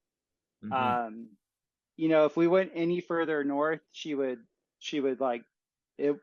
It wouldn't work. But she's Yeah. smart enough to know that living on the coasts right now isn't the best thing to do. At least not the East Coast where her family is. And plus, we don't like it. Like when we go out to North Carolina or go to Florida, they're not what they once were. Like No. it's like the energetics of it don't fit us. The energetics here are really nice. The people here are primo. Like I can't be Hmm. happier with the community of people here. So that to me is really the most important thing is that the people that are around us are vibing. Yeah, that's huge, especially considering events that are right on our horizon at the moment. I've heard you allude to that a few times because I listen to Alfacast all the time. Would you mind elaborating on what you foresee on the horizon with that? Like what are you picking up on? Well, I don't think you need to pick up on things so much, although I have my spidey senses are alive and well also. There are events that I have been tracking for decades. And when you understand who, why, and how, then you can, with mathematical certainty, understand the next step. Mm, And they have unfolded predictably for the last 50 years that I've been tracking things, just because I made it my business to pay attention to certain things. Also, I had a long association in my healing work with notable folks because of the level of the work that I was doing. It mm, attracted many international clients that would come in and stay with us, and we do very intensive work. And many of them were connected at the highest levels of government and finance. Some of the old families that some of the names you'd recognize, and I, got to be good friends with a lot of these people, and so I got to be a fly on the wall. And some of these folks I had conversations with, like, why the hell are you guys doing this stuff? And had interesting responses, but they respected me and I knew them as people, and it wasn't so much a judgment of certain involvements. And then because of one of these particular associations with an individual was at the highest levels of G7 banking, he mm, wanted to start he had a good heart, but he was used at the highest levels because of his particular genius, and he developed certain financial debenture products that many notables were our customers, including prime ministers. In fact, some mm, prime ministers that are big time in the news right now. So again, I got to be in board meetings with people like that. mm, And I was on the board because they were utilizing me to oversee certain kinds of humanitarian funding. mhm, And, but they also, a lot of them were clients, and I got to know them on different levels as well. So, with that involvement and some things that ensued, because when we got into humanitarian funding, we met some resistance because we're now posing a competition for a certain interest that they didn't like. And so we became targeted. And even Mm. this individual who was one of their boys, he became scrutinized because they didn't want him using his billions to do certain things. And Mhm. this was in an era when, that predated everything that you see them doing now. And because of certain things we we're planning to do, they had to put a kibosh on it because it would have disallowed them to get as far as they've gotten now. So the individual that became a very good friend and was at the helm of all this, I could talk for a long time about certain adventures he ended up having to exile. I was in a very close circle of people that included a very high level defector from the CIA. We developed a communication system once the head guy was, I still can't talk a lot openly because there's still people alive that could be harmed greatly. Mhm. I was brought in by Interpol and FBI many times, them using me to get to certain people. And so we created a communication system in the North Sea in a little rocky island that was used during World War II, brought in the best encryption people. And this was written up in Wired magazine, by the way. So, uh, not all the details, but Wired magazine was very interested in what we're doing. But we had to develop that system so that we could communicate and Mhm. not be intercepted by Interpol, people like that, FBI, and in order to complete certain work that we're doing. So the bottom line is a lot of the information that I still get to this day is through not by watching YouTube videos and also understanding the agenda that was put in play a long time ago, and it is unfolded incrementally, Mhm. precisely the way we thought.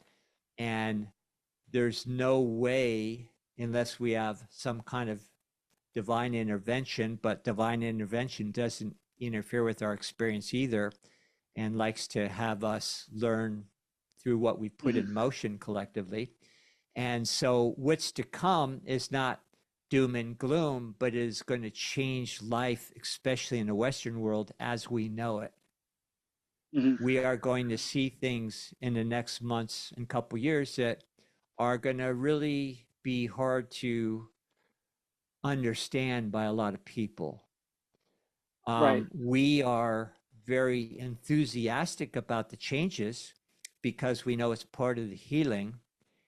Mhm. And a lot of the exposures that are just now starting to happen are going to allow us to use these technologies that we're talking about today, in order to bring life force into dead zones and recreate the world the way we want it. So our financial system is done. The dollar Yes. is no more. Every institution that supposedly supplies for our well-being has been usurped. Mhm. We no longer have a government. The constitutional republic has not been operative through our own doing, because we fall Mhm. asleep at the wheel. So all these coinciding mean that we are right now entering and already in the perfect storm. And so it would behoove most people not to have any fear because that will not put you in a favorable position, but be informed and take any measures, no matter where you live, to provide for yourself, your loved ones, and your awareness will get you through this.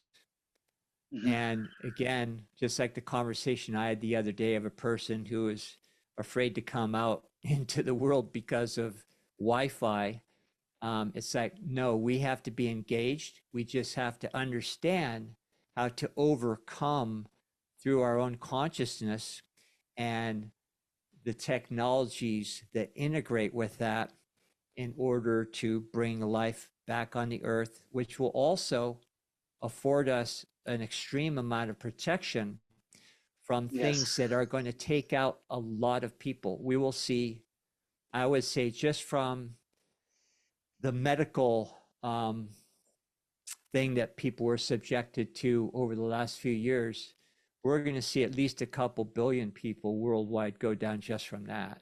And then the Wow. financial tsunami on top of it will take out even more people. Mhm. The fact that fertility rates are, in the dumpster. Mhm. So we're in a definite reset, but it's going to be different than the reset that they're planning in order to gain more power because it's taking themselves out at the same time. But Mhm. these guys, unfortunately, have their fingers on a lot of buttons and resources because we've allowed it for too long. So I'd say, it's time for us to cowboy up, basically.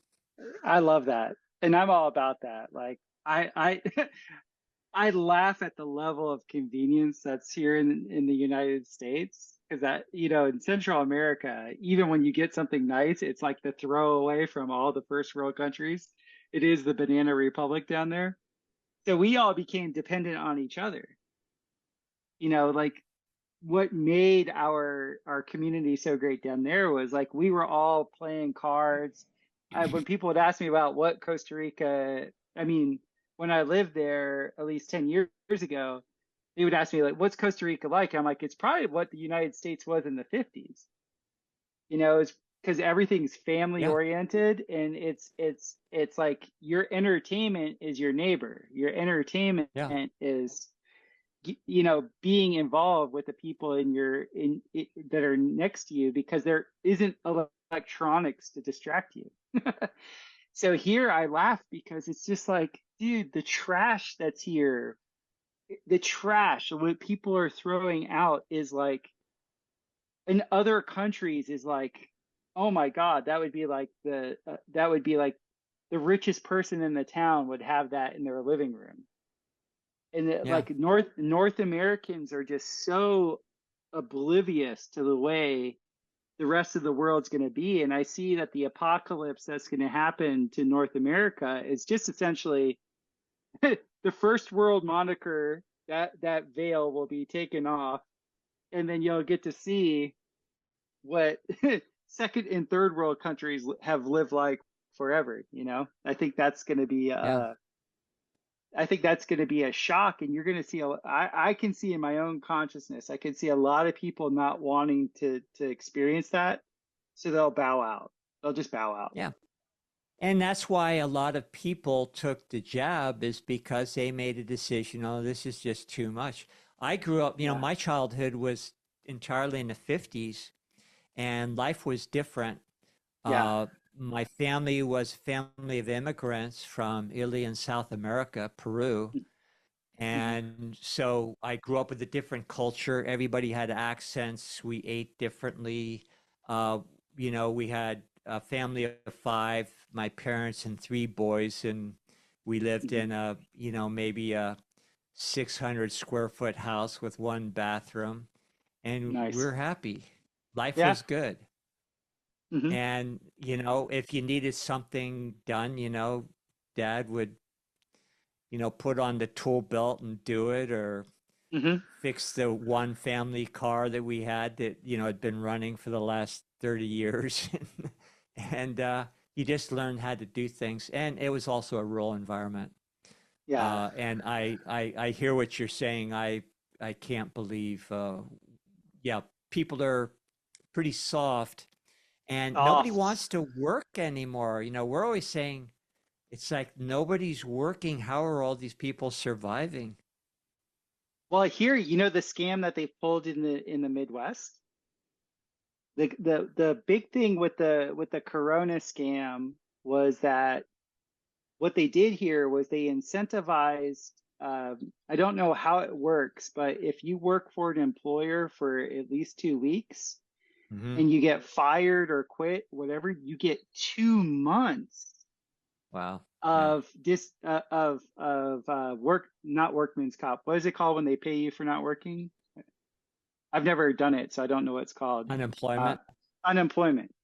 You get 2 months if you work 2 weeks. So people are incentivized not to work. And now all the illegals are draining that fund, Hmm. and the dollar is been in the tank for a while, and it's like probably a matter of weeks before everybody realizes that that's Mhm. happened. So what are all these people going to do then?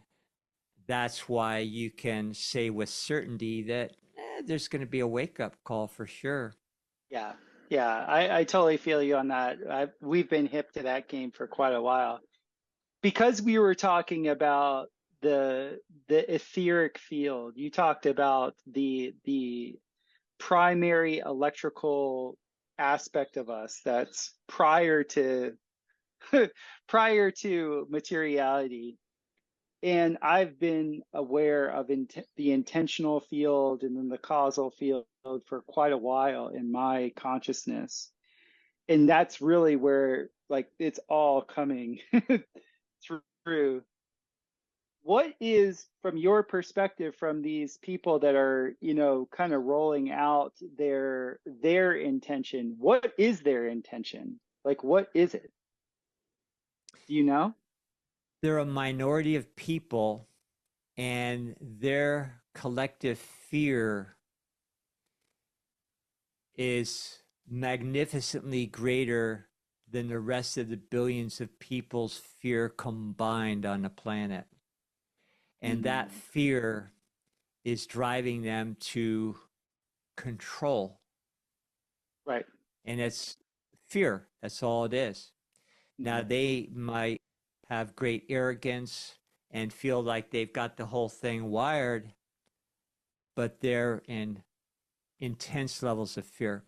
Mhm. And, I don't know about anyone else, but in my lifetime, whenever that side of me goes into control mode, there's one reason only, and that is personal fear. Through life experience, you learn that that never has a happy ending. And also, you get to introspect about why you do things. And if you're just a regular person that's just working things out, like the rest of us, um, you get through it and you become more flexible, less controlling, more forgiving, and just a better individual. These Right. folks have gone so far down the road of that dark fear state that they've lost their tether with spirit, Mm, which is another reason why they need to do what they're doing. Because when you lose that connection that some of them have entirely, then you do not have the creative impulse anymore. And all you can do is steal and use what's not yours.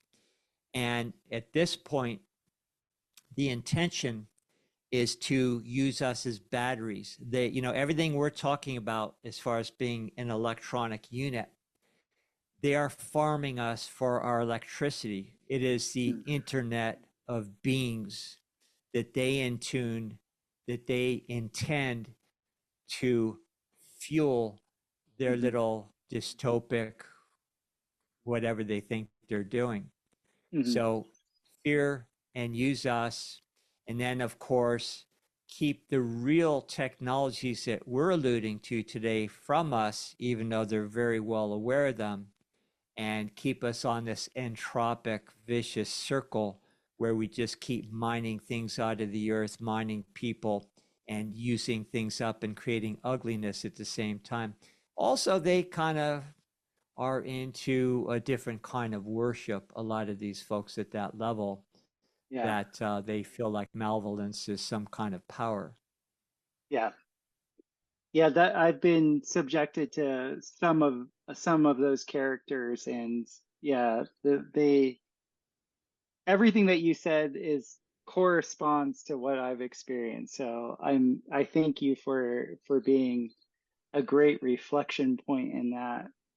I think we should wrap up the interview now, as I have I know we're both very busy men. Um, the one nice thing is to know, for all of you out there that are listening to this, that there's always a way for equity. There's always a way for mitigation, and then also you're anchoring your own intentional state, having the capacity to actually um, project and amplify your attunement to the creator's will for you. And that's part of what's drawn me to building structures that biomimic and doing these things that are actually enhance the good vibes of things as you do with all the things that you're doing.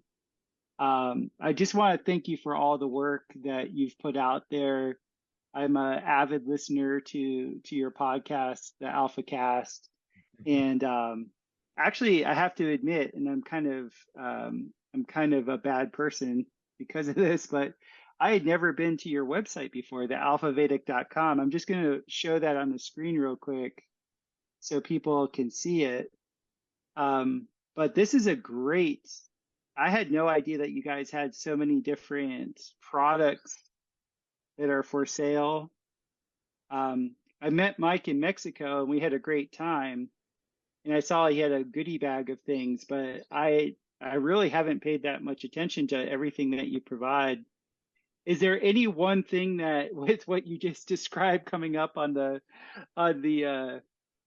horizon here that would be really good for people to stock up on that would help mitigate some of the stress that people might be feeling with the oncoming financial challenges, or like we were talking about earlier, is it more specific to each person?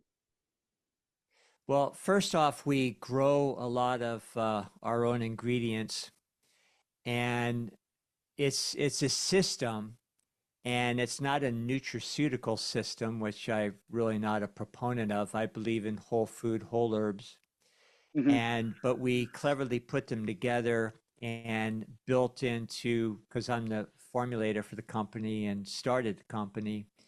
I have a background in alchemy. I have a very advanced lab here on the property, and we make very advanced medicines. Now, some of those I don't have on the site, but what we have on the site is going to be expanded greatly just through the summer, although there's a tremendous amount of offerings right now.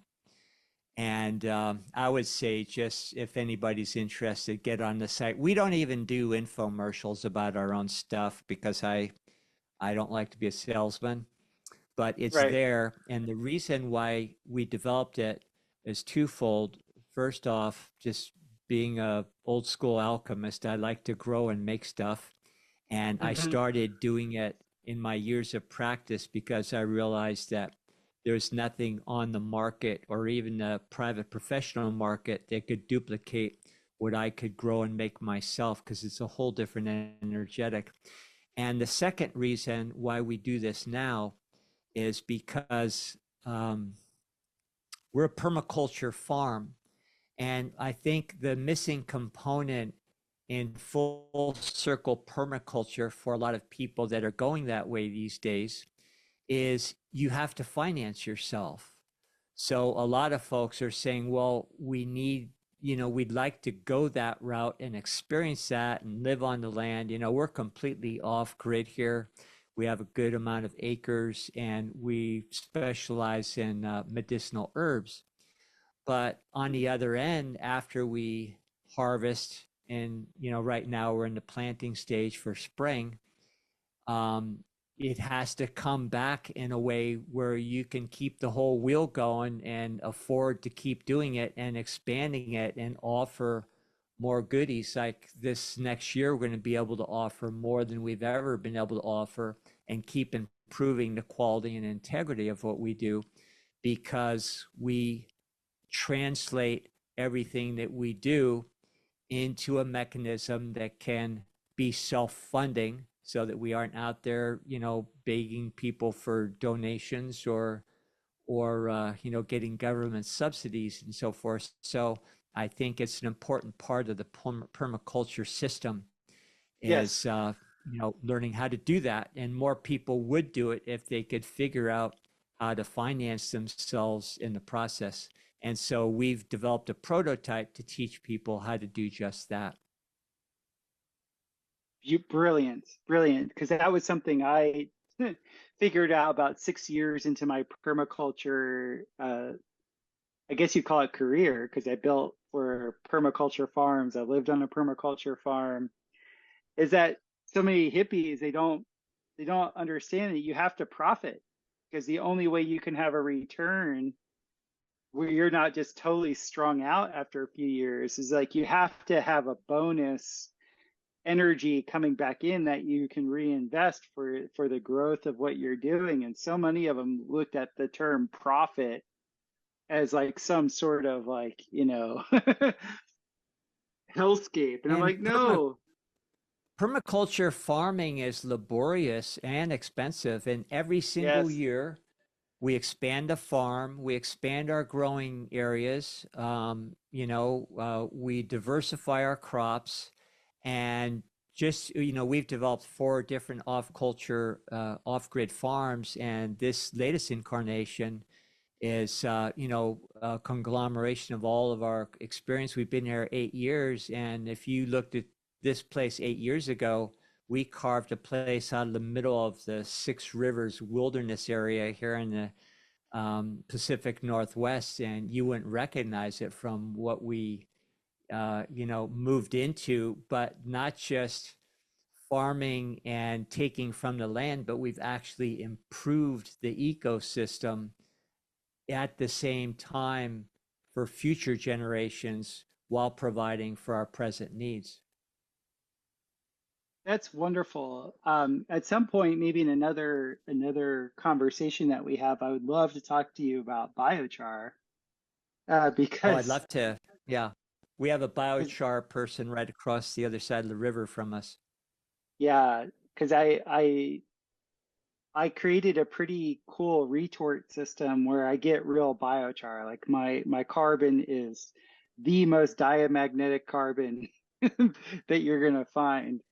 And Well, if you're open, I'd love to have you on our podcast, and maybe you could teach us as well as our audience about that. I would love to. The name of my podcast is the Biocharisma Podcast. So there's biochar and isma in there. And Love it. like when I first got into biochar, it was a godsend because I was getting my butt kicked in the tropics. Like everything I was doing was wrong. And it came down to my soil. My soil just wasn't healthy. And I learned about terra preta, and then I started applying some of the principles that I had learned in making rocket mass heaters and rocket stoves, and just created this really like easy thing to make biochar, like this retort system. And at the time, my best friend was an alchemist, and he was all into anthenors and having sealed Yeah. vessels and cooking things down. So I had that on the brain, and so I made this rocket retort design. And before I knew it, like within a year, my cacao wasn't getting eaten by the leafcutter ants. All of my hibiscus weren't being totally tormented by the Yeah. we called them coma hen, which is a termite. But like everything, just giving the signal back to the earth of like, oh, the structure component. You need the structuring component of biology back into you, because anything will grow with light and water, but it might not have the structural strength that the carbon is Exactly. signaling. And you give that back to the soil, and it's just like, whoa. And then the I'd diamagnetic principle. go ahead. Sorry. No, and just the diamagnetism, what that does for canceling out any of the EMF smog, along with concentrating telluric currents, is just like it's unmatched. Like where I make my farm's biochar, every day the deer congregate there. They just hang out by the biochar. They just Amazing. want to. So let's for sure have that talk. Our audience would love it if you want to come on with us. And the last thing I'll say in closing is that since our talk was on radiesthesia today, I incorporate a lot of biogeometry into our farming, Nice. and that's another discussion. This is wonderful. Dr. Barre Lando, I love everything that you do. I'm so happy that you took the time to come onto the pod. And obviously we are brothers in arms. We speak the same language, and it's just always a pleasure to connect with you whenever we can.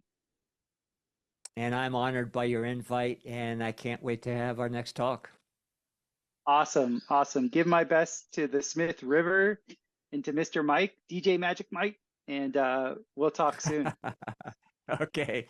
Okay, my friend. Take care. Love you all. All right. See you. You ought to know. Well, now you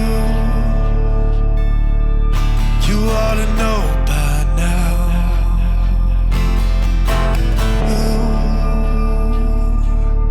You ought to know. Well, now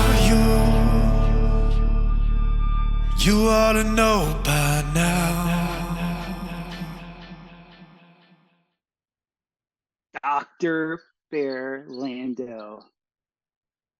To actually know an alchemist in this day and age, I feel lucky because I know three.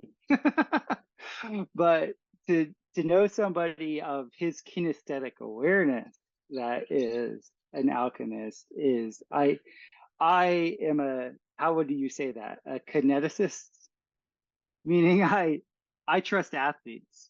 And the reason why I trust athletes over people that aren't fully embodied is because, like we were talking in the podcast, we pick up information in many, many different ways. We don't just pick up information through the intellect. The whole notion of radionics is it's a non-intellectual affair. It's pure information, but it doesn't go through the filter of the mind per se.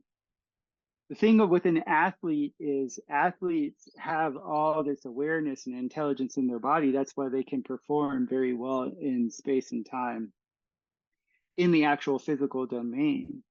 And so Bear, we didn't bring it up in this particular pod. In other pods I've done with him, we talked about him as a football player. He comes from a line of just absolute killer athletes, Olympians, and he has a tremendous level of physical embodiment. So it's not extraneous thought. It's not like hypothetical stuff. It's actually brought all the way into the lab. And that's the thing I appreciate. I am not an alchemist, but I am an architect. So it's somewhat similar. If he's freezing a vibration into a substance, I'm freezing a vibration into an actual form. In this pod, we talked about a lot about biogeometry, and I gave visuals of the different domes that I build. In the background, you can see that shape right there. That shape is two domes that's connected by a vesica Pisces with a conch shell roof over it. These are all things that when you start to fall into the information field and feel it on the intuitive level, you fall into the natural cut. There's this amount of energy that's derived from this field. And it's just a pleasure to be able to talk to somebody else that is as, if not more, enlightened in that way. So all the blessings to the Alfa Vedic crew. I got to kick it with Mike Winner, which is Dr. Barre Lando's cohort down in Mexico. And I got to meet him in person, and what a good dude. I really love those guys. Just a lot of fun. Really, really understand how blessed you are to be able to receive the level and the quality of information so easily, so readily, easily. It's amazing because it might not last. There might not be a time where all of this information at this level is there for you. We got a lot of things going on here in the springtime. in the Ozarks. We've had a couple good weeks of rain, so everything is growing out of control. Obviously, I didn't allocate enough time to my farm duties, so I have to get to it and cutting it down a lot of biomass, making a lot of biochar, planting a lot of things. I'll have some videos up and out dealing with the biochar reactors, along with showing you some of my raised beds that are doing really well. I did a bunch of raised beds with an electroculture antenna. That's all going to be coming out shortly. So I hope you guys are enjoying your spring wherever you are. And if you listen to this in the future, I really hope you enjoyed the information that is out there. If you feel like contacting me, you can go to topherhq.com. I'm info@topherhq.com. Part of biogeometry is knowing what those sonoluminescent luminaries are doing in correspondence with your being. That's I do celestic profiles for people in that regard. That's going very well. So feel free to contact me if you feel like a profile read. And if I'm not out in the field, either planting or building, I will get to you as soon as I can. So thank you guys, and share this podcast if you appreciate it. And I'll see you next week.